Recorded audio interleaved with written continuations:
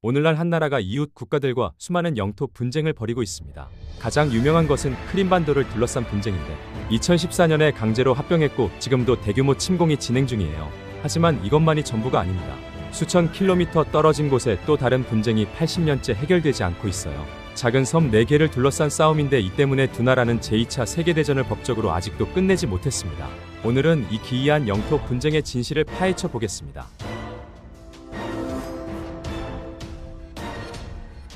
이 분쟁은 러시아와 일본 사이에서 벌어지고 있어요. 4개의 섬을 두고 싸우는데 현재는 모스크바가 통제하지만 도쿄는 자신들의 북방 영토라고 강력히 주장합니다.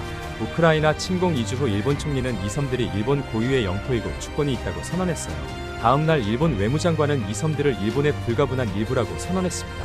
이것은 갑자기 나온 주장이 아니에요. 일본 정부는 수십 년 동안 이 섬들을 주장해 왔고 거의 80년 동안 일본과 미국 정부는 이 섬들을 러시아가 점령한 일본 영토로 간주해 왔습니다.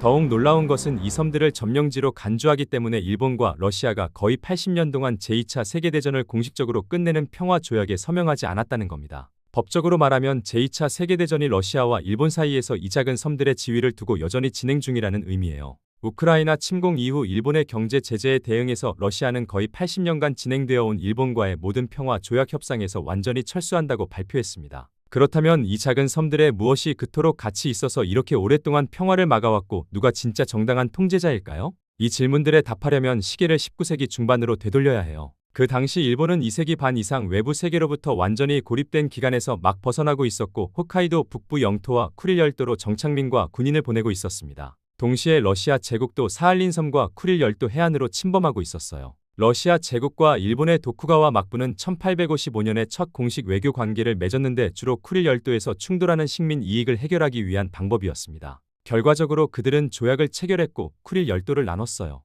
러시아는 북쪽의 모든 섬을 통제하고 일본은 남쪽의 4개의 섬을 통제했는데 오늘날 분쟁 중인 바로 그 4개입니다. 그러고는 20년 후인 1875년에 러시아와 일본이 새로운 합의에 이르렀어요. 러시아가 사할린에 대한 완전한 통제권을 얻는 대가로 일본이 쿠릴 열도 전체에 대한 완전한 통제권을 얻기로 했습니다. 나중에 알게 되겠지만 이것은 일본에게 끔찍한 거래였어요. 하지만 지금까지 이 모든 영토는 평화와 외교 수단을 통해 합의되어 왔습니다. 그러나 20세기 초에 모든 것이 바뀔 예정이었어요. 러시아와 일본의 영토적 야망과 목표가 너무 많은 곳에서 서로 교차하기 시작했습니다. 러시아는 겨울 동안 얼지 않는 태평양에 항구가 없어서 전체 시즌 동안 해군과 무역 능력이 차단되었어요. 그래서 러시아는 만주와 조선으로 더 따뜻한 물을 향해 확장하려고 시도했고 청나라로부터 중국 야오둥반도의 위순항 임대를 획득하는 데 성공했는데 결정적으로 겨울에도 얼지 않았습니다. 불행히도 일본도 당시 정확히 이 방향으로 자신들의 제국을 확장하려고 하고 있었어요. 일본은 처음에 타협을 제안했는데 만주에 대한 러시아 통제권을 주는 대가로 조선에 대한 일본 통제권을 받는 것이었습니다. 하지만 러시아는 거부했고 일본은 위순에 정박한 러시아 해군에 대한 기습 공격을 시작하기로 결정했어요. 18개월간의 러일 전쟁이 시작되었습니다. 일본에 대한 승리의 모든 희망이 몇 달 내에 사라졌는데도 황제는 굴욕적인 평화를 피하기 위해 어쨌든 전쟁을 계속했어요. 1905년 전쟁은 마침내 일본의 결정적 승리로 끝났고 조약으로 사할린 남부 절반을 일본에 양도했습니다. 다음 40년 동안 수십만 명의 일본 식민지 개척자들이 일본 본토에서 사할린 남부로 이주했고 일본 제국은 아시아와 태평양 전역에서 급속한 군사 정복을 시작했어요. 하지만 러시아와의 평화는 대부분 잘 유지되었습니다. 그러나 이것은 당시 일본 내에서 논란이 있었어요. 제2차 세계대전 이전 파시스트 일본 정부는 두 가지 다른 공격적 외교 정책 선택 사이에서 크게 논쟁했습니다. 주로 일본 육군이 촉진한 소련 극동 지역 침공을 옹호하는 북진론과 주로 일본 해군이 촉진한 태평양과 동남아시아 서구 식민지 점령을 옹호하는 남진론이었어요. 1941년 4월 일본과 소련은 5년간의 불가침 조약에 서명했습니다. 그러고는 불과 3개월 후 서방연합국과 미국이 일본에 완전한 석유 금수 조치를 가했어요. 이 조치는 세계 사건의 진로에 영향을 미치는데 결정적이었는데 일본 본토는 석유나 가스 같은 화석 연료 에너지 자원이 엄청나게 부족했고 전쟁 당시 일본 석유 소비의 80% 이상이 수입되고 있었거든요. 석유 없이는 중국에서 돌아가는 일본의 전쟁 기계가 빠르게 연료가 떨어졌을 겁니다. 그래서 그들은 궁극적으로 남진론을 사용해서 당시 많은 양의 석유 매장량이 있는 것으로 알려진 네덜란드령 동인도 제도를 향해 공격하기로 결정했어요. 당시 그들이 몰랐던 것은 실제로 세계에서 가장 큰 석유 매장량 중 일부가 바로 북쪽 사할린 섬에 위치해 있다는 것인데 그들이 이미 남부 절반 전체를 통제하던 섬이었습니다. 이 매장량에는 인도네시아 전체를 합친 것보다 5배 이상 많은 석유가 있어요. 하지만 물론 당시 소련도 그것에 대해 전혀 알지 못했는데 1990년대 훨씬 나중에 발견되고 개발될 때까지 말이죠. 일본이나 소련이 당시 이 매장량에 대해 알았다면 군대 의사결정에 큰 영향을 미쳐 대신 소련으로 북진 전략을 추구하게 했을 수도 있어요. 하지만 그렇게 되지 않았습니다. 대신 일본은 진주만을 공격하고 미국, 영국, 다른 서방 연합국들과 전쟁에 돌입했는데 소련은 유럽에서 나치 독일과 계속 싸웠지만 전쟁의 마지막 순간까지 서로 직접 교전하지 않았어요. 그들이 서명한 불가침 조약은 1946년 4월까지 지속되어야 했습니다. 하지만 1945년 4월 적군이 유럽에서 베를린에 접근하고 있을 때 소련이 갑자기 조약을 파기했어요. 그러고는 미국이 히로시마에 첫 원자폭탄을 투하한 지 불과 이틀 후인 8월에 소련이 공식적으로 일본에 선전포고하고 일본 점령 만주, 조선, 사할린 남부 절반, 쿠릴 열도로 전면 침공을 시작했습니다. 일본은 소련 선전포고 불과 일주일 후에 항복을 발표했지만 그러고는 3일 후에 소련이 쿠릴 열도에 대한 상륙 침공을 시작했어요. 일본은 9월 2일에 공식적으로 평화에 서명했지만 그 시점까지 사할린과 쿠릴 열도 전체가 소련 점령 아래 들어왔습니다. 이 영토에 수십만 명의 일본인 정착민들은 이후 소련에 의해 일본 본토로 강제 추방되었고 수십만 명의 대부분 러시아인과 우크라이나인 정착민들이 그들을 대체하기 위해 이사왔어요.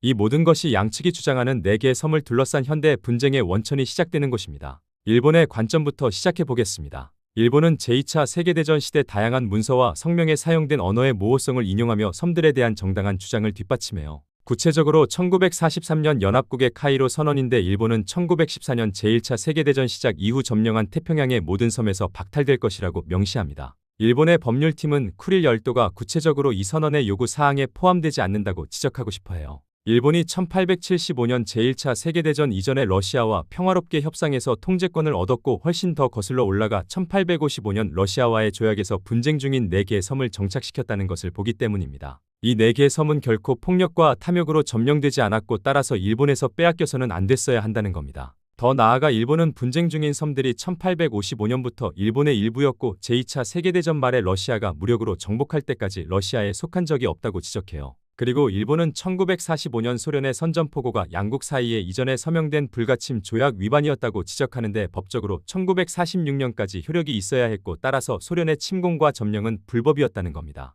마지막으로 일본은 1951년 샌프란시스코 조약에 서명했는데 자신들과 서방 연합국 사이의 법적 전쟁 상태를 끝냈어요. 이 조약은 일본이 쿠릴 열도에 대한 모든 권리를 포기하도록 했지만 조약은 결코 그것들에 대한 소련 주권을 인정하지 않았고 일본은 분쟁 중인 섬들이 지리적으로 쿠릴 열도의 일부가 아니며 따라서 이 합의의 일부가 아니라고 주장합니다. 게다가 소련도 러시아도 어쨌든 샌프란시스코 조약에 서명한 적이 없어요. 이제 러시아의 관점으로 넘어가 보겠습니다. 러시아는 먼저 분쟁 중인 섬들이 실제로 지리적으로 쿠릴 열도의 일부이고 그렇지 않다는 일본 정부의 주장은 단순히 자신들의 주장을 강화하기 위해 사용되는 전술일 뿐이라고 주장해요. 둘째로 러시아는 1945년 얄타 합의를 인용하는데 서방 연합국이 소련이 일본에 선전포고하는 대가로 쿠릴 열도에 대한 통제권을 명시적으로 약속했고 러시아는 이것이 지리적으로 분쟁 중인 4개 섬을 포함한다고 주장합니다. 하지만 일본의 법률팀은 그들이 결코 얄타 합의의 당사자가 아니었고 그 조건 중 어느 것도 동의하거나 서명한 적이 없다고 빠르게 지적해요. 더 나아가 러시아의 관점에서 오늘날 분쟁 중인 섬들 안에 실제로 사는 사람들이 있습니다.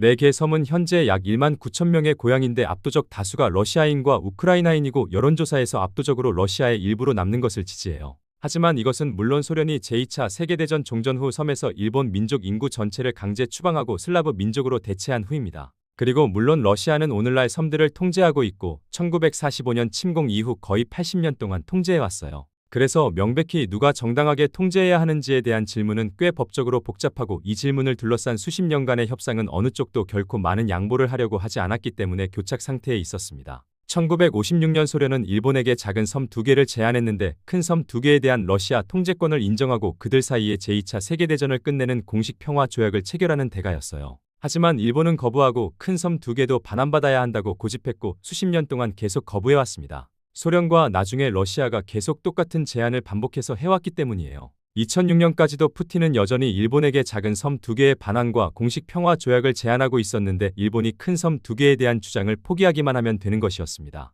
하지만 일본은 여전히 거부했고 모든 섬이 자기들 것이라고 계속 주장해왔어요. 그리고 물론 오늘날 러시아의 우크라이나 침공 이후 일본 정부는 주장의 수사를 높였는데 러시아는 그에 대응해서 더 많은 군사 자산을 섬에 배치했습니다. 국제적으로 미국과 유럽연합은 각각 4개의 섬 모두를 현재 러시아 점령 아래 있는 정당한 일본 영토로 인정하는데 중국은 그것들을 러시아의 핵심 불가분 영토로 인정해요. 그 이유는 법적 및 역사적 주장을 훨씬 넘어 확장되는데 물론 섬들이 실제로 통제하게 되는 사람에게 엄청난 전략적 가치를 지니기 때문입니다. 쿠릴 열도 자체는 모스크바의 관점에서 통제하기 위한 필수 영토인데 블라디보스토크 근처에 기지를 둔 러시아 태평양 함대 때문이에요. 러시아의 핵 억지력의 핵심 구성 요소인 핵미사일로 무장한 잠수함을 포함합니다. 함대가 더 큰 태평양으로 나갈 수 있는 유일한 가능한 경로는 좁은 해협들을 통하는 것인데 모두 양쪽에 미국 동맹국이 통제하는 병목 지점을 직접 통과하거나 대안으로 그들이 실제로 통제하고 있는 쿠릴 열도를 통하는 겁니다. 하지만 이 섬들에는 큰 문제가 있는데 겨울 동안 그들 사이의 해협이 대체로 해빙으로 얼어붙어 배가 통과하는 능력을 방해해요.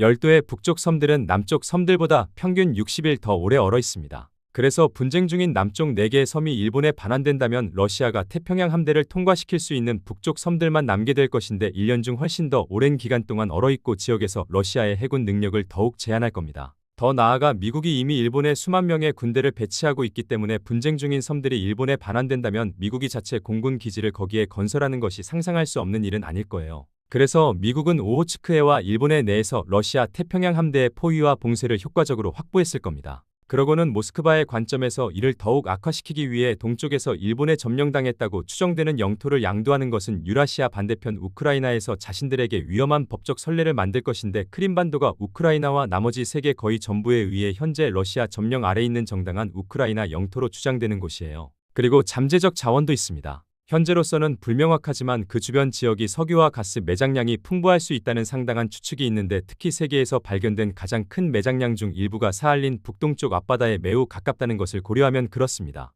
쿠릴 열도와 분쟁 중인 섬들 주변 해역 내에서 유사한 매장량이 발견된다면 양측의 계산을 극적으로 바꿀 거예요. 이 모든 이유로 모스크바는 섬들을 일본에 돌려주는 것을 고려할 가능성이 매우 낮고 사실 러시아 헌법에 대한 최근 변경 사항에 따라 그렇게 하는 것이 이제 불법인데 국가가 그 영토 중 어느 것도 다른 세력에 포기하는 것을 불법으로 만들었어요. 분쟁 중인 섬들과 크림반도 둘 다를 염두에 두고 작성되었습니다. 그리고 이제 제재와 도쿄에서 나오는 고조된 수사에 따라 모스크바는 모든 평화 협정 회담에서 완전히 철수했고 세계의 힘의 과시로 섬들을 다시 군사화하기 시작했어요. 일본과 러시아 사이의 최종 평화는 궁극적으로 달성하기 어려운 것으로 입증되었고 누가 정당하게 4개의 섬을 통제해야 하는지에 대한 질문은 가까운 미래 동안 열린 채로 남을 것 같아 보입니다. 제2차 세계대전이 끝난 지 80년이 지났습니다. 하지만 러시아와 일본은 아직도 평화 조약에 서명하지 못했어요. 작은 섬 4개 때문입니다. 이 분쟁은 해결될 수 없을지도 모릅니다. 왜냐하면 양쪽 모두 너무 많은 것을 잃을 것이기 때문이죠. 그리고 그래서 제2차 세계대전은 법적으로 계속됩니다.